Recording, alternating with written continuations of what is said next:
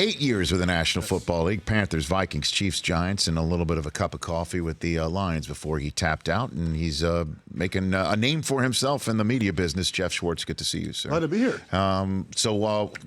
Can you lift up that microphone that just kind of fell down on you right down. there? There we go, yeah.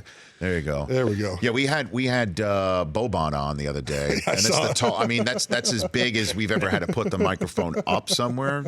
So maybe it could. The stand hasn't recovered. I don't think. Yeah, he's a giant human. He is a giant human. Yeah, you're kind of big yourself, Geoff. Yeah, but he's like another. Oh, that's levels. true. That is true. Yes, that is absolutely true. Yeah. So let's get to one of the hot stories in the league right now with what happened with the New York Jets last week. I wonder what your thoughts are on all of that. Yeah, well, I feel like they were upset the Knicks got the headline from the lottery and just had to do something in New York to get the attention back, so they fired their GM.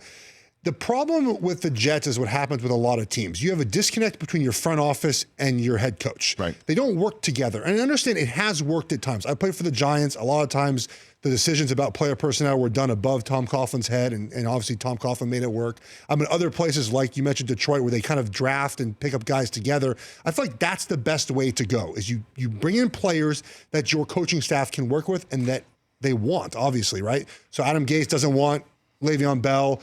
He's going to use him, obviously, but you don't want your head coach to kind of resent they're paying a player this much money. They're going to try to find a way to eventually get rid of this guy as soon as possible because the coach doesn't like him. So they need to get in connection with what the coach wants, what the front office wants. This happens way too often in the NFL. They get players the coaches don't want, that don't fit the system. Even for me, I didn't even fit what the Giants wanted to do on offense. I fit nothing what Ben McAdoo wanted to do.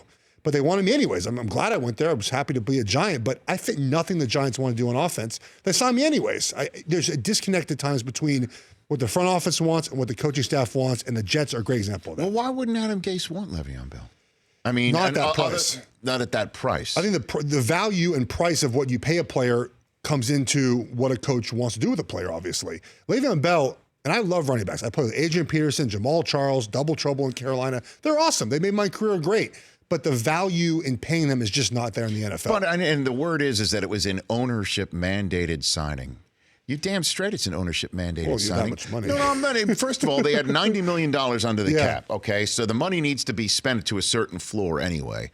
In terms of this franchise, right? This franchise got the quarterback right in terms of getting him in there and getting him up to speed. And Darnold shows some excellent ability, and he's a tremendous person and a great face to have out there. You got that one straightened out. You got Jamal Adams, who is in the back end of that defense, and he is, as my buddy Prime calls, a dog. Okay, yes. He is a dog and a culture-changing individual on the back end there. And what do you need in New York City if you're the Jets and that guy, Le'Veon Bell? Go get him. And if you're a coach who doesn't want that money to be spent on the running back, and the owner's saying, this is what I want, then you should know which organization you signed up with. This is the Jets. These things happen with the Jets. If you didn't want to do that, if you didn't want to be in a situation where this stuff gets overruled, then just know where you've signed to, you know? I understand wanting the splash. The Jets franchise should be Sam Darnold, should be forward-facing, which I think he will end up being. Right. And obviously, Le'Veon Bell is a splash guy. You don't have to spend all your money. The Colts have a ton of money. They didn't spend a lot in free agency. The value of paying Le'Veon Bell, especially as much as they did when it seemed to be no other bidders. Who else was bidding for Le'Veon Bell? That's part of this, too, is that Gase looks at it and say, who else was going to pay Le'Veon Bell? I guess so. He said, look, and again, I like Gase. I think that he deserves the shot. Clearly, he's just been hired. I mean, this is sort of crazy to be said. Right. And I saw what Kenyon Drake did in his offense. I mean, it was... His offense is going to be very good. I know that. Offense. I know it's going to be good. Le'Veon Bell and his offense with Darnold doing what he's doing, Geoff Schwartz, and you've got those the receivers that they have that are becoming to get... that kid in Nunwa can just run over you, and Robbie Anderson can take the top of the defense off, and Curse from the Seahawks from a couple of years ago. I mean, they're putting some people together here that they have an opportunity if they don't piss Le'Veon Bell off before he even shows up for his first OTA. It's crazy. Why is not there either? Well, because just take a look at Reuben Foster. Reuben Foster's being carted off now. I know. Injuries are unfortunate. And I know you can't predict it, but until you have to physically be... Look, and I will say this too, Geoff. if I'm part of a new organization Yeah. for me professionally, Yeah. and they pay me a ton of money, You'd and be they say, hey, we're having an event that's kind of character building for the entire staff. We want you there, even though you don't have to. We want you there. I would be there. Correct. But me showing up doesn't mean that my entire livelihood to do the job that I've been hired to could be cut out from under me without me understanding it. Fair. Or knowing it. Injuries don't happen as much as we think they do as far as these career-ending season. They're when they do happen, they make major news. Like Reuben Foster, hopefully he's okay. They make major news. They don't happen as much as we think they do. But in this offense, Gase's offense, it's a complicated offense. I play in a version of this offense in Detroit. It's a very wordy. It's multiple things happening, multiple snap counts, multiple formations. A lot happens in the line of scrimmage. Bell needs to be there to learn this stuff. Training camp is not as intense as it used to be. It's hard to cram all this in. He doesn't have to be on the field. Just be there, talk to Sam Darnold, figure out what you do with the linemen, like just being the facility. I'm not that upset about it. It's voluntary. We negotiate that. I'm fine with it being the way it is, but just kind of be there. They paid you all this money. Just show up and kind of team build with Sam Darnold. You have to be you gotta be close with him. You're at least there for 2 years.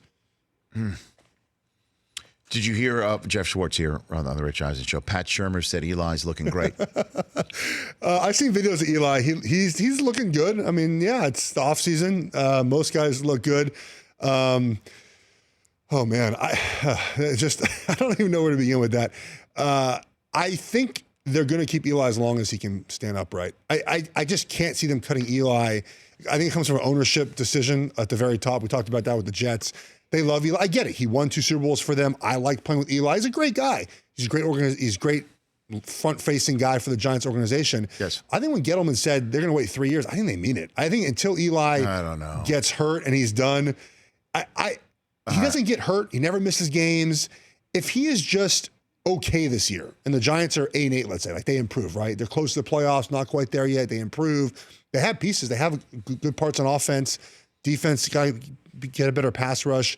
And they go 8-8. They're not going to play Daniel Jones next year. Sure they are. They have to. Eli's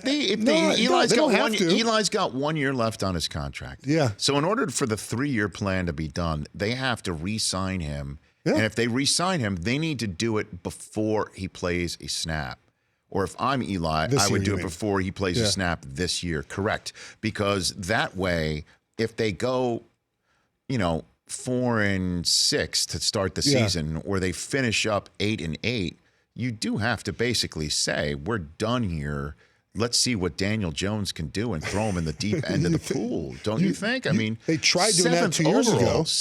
Well, Geno Smith's a different story. The problem was they went with Geno, not Davis Webb. Were you on that team? No, I was not. Okay. If they had gone with Davis Webb, it wouldn't have been such an uproar. They went with a guy that was not the future. Geno Smith was never the future. If they said Davis Webb, you're in, and Davis Webb was never the future either. But if they would have put him in, I'm telling you, the Giants fans don't seem as excited for Daniel Jones. They drafted a guy that fans aren't really excited to see. It buys them more time with Eli Manning. I know that. Davis Webb, you hit on it partially, that when they went to Davis Webb, they went to Geno Smith instead of Davis Webb. They went with a guy that wasn't the future. Correct. But they also went with a guy who the rest of New York City had a front row seat to know he was not the future. Correct. Also, it was, you were not even reading the room.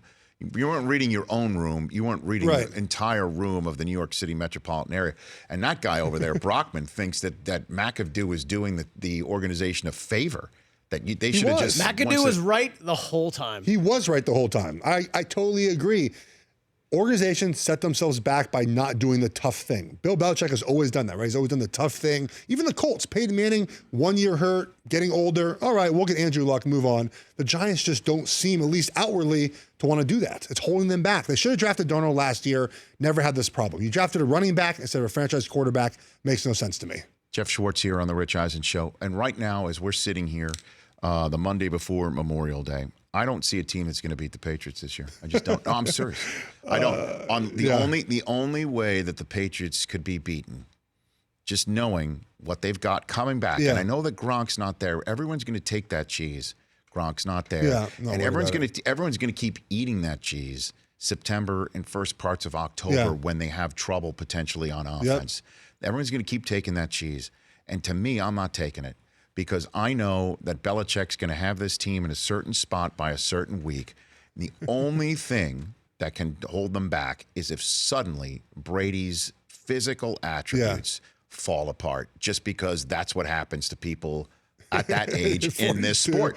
Even though, he's Instagramming out pictures of him looking.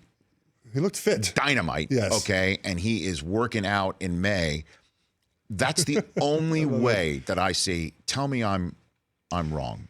And I don't say that meaning that I have to be right. But I'm open for suggestions here. The one team that can do it is the Chiefs. We saw them lose at home last year. The difference in 2019, in my opinion, the Patriots will have home field advantage throughout the playoffs. Their schedule sets up perfectly, 12-4, 13-3.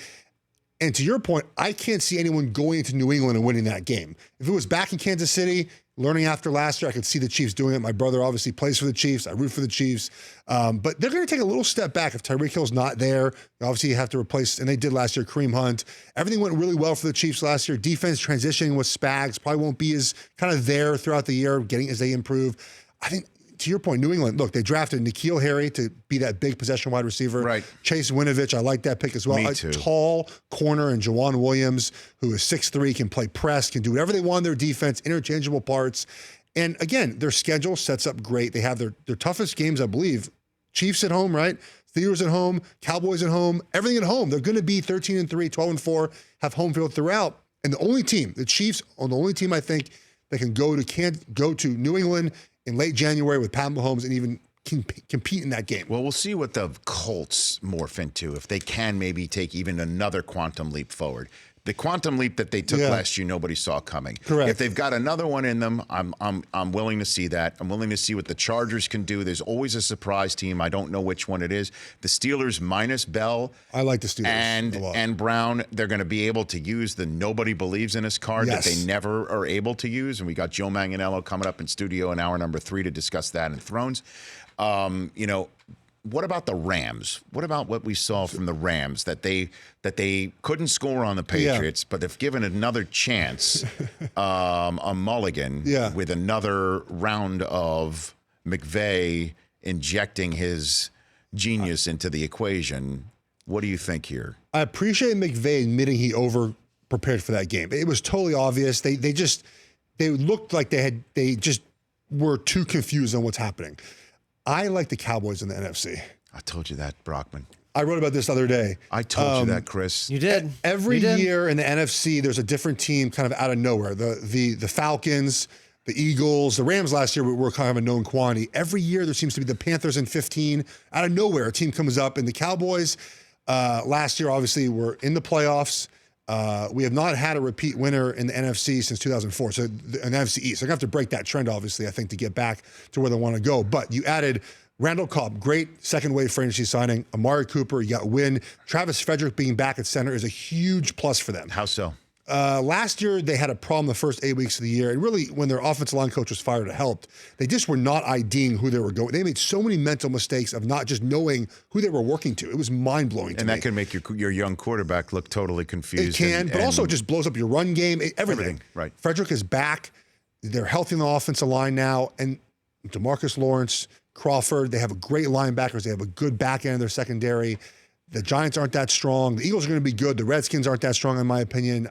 I think the Cowboys, if Dak can take the next step, which we'll see with the weapons he has, I think they're going to make the Super Bowl. Do you put a 3 in front of an 8-figure annual salary for Dak Prescott, Geoff Schwartz? Oh man, because that's what the market says. I know. This is tough. How do you not? I think Dak is not quote unquote elite, but the Cowboys are stuck. I mean, you're gonna have to pay him and just hope you surround him with parts that help him. Is he a guy? Why is he not elite though? Because he hasn't dominated like Patrick Mahomes did in year 2. That you know what I'm saying? Are we viewing him through the prism of what other people's quarterbacks have been doing at this age? I think we've seen when his weapons have been limited, he has not been able to raise his play above those weapons where other people have been able to do that in his position. That's why this year with Cobb there and Cooper. And I hope in this offense with Kellen Moore, they're more aggressive. I want to see that. I want to see their new offensive coordinator, new OC. who's like, 30 years old? Like younger than me. It's wild.